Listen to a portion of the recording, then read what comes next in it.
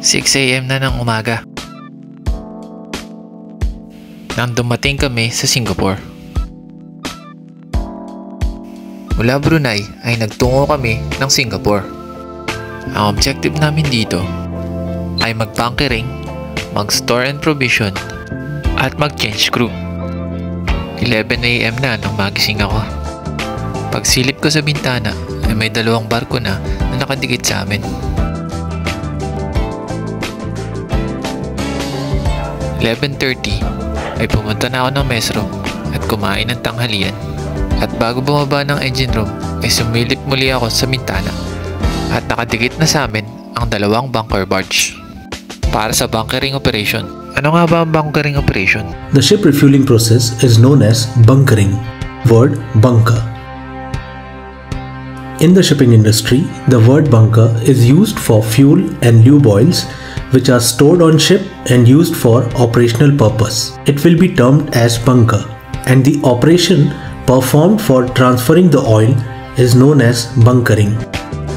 Baba ako sa engine room.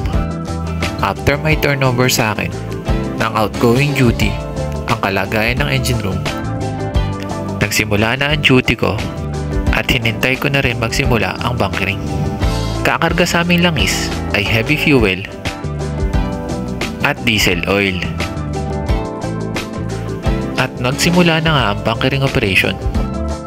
Minomonitor ko lang ang mga tangke para maiwasan ang overflow at walang mangyaring oil spill. Bilis ng oras, natapos na naman yung duty ko.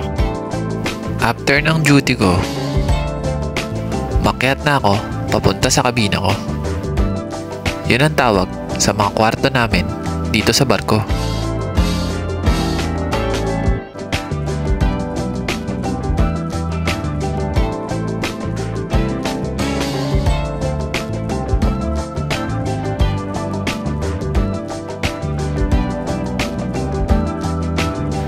Pagsilip ko sa labas, mula sa aking bintana, ay nakita kong patapos na rin ang bunkering operation at naghahanda na sila for disconnection.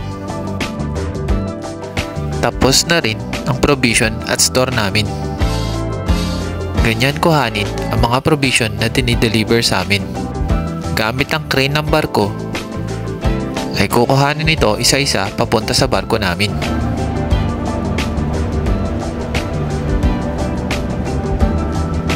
At ito na ang mga provision at store na dinideliver sa amin. At yung karamihan ay naipasok na sa loob ng storage room. At yan ang view ng Singapore mula sa barko namin. Thank you for watching!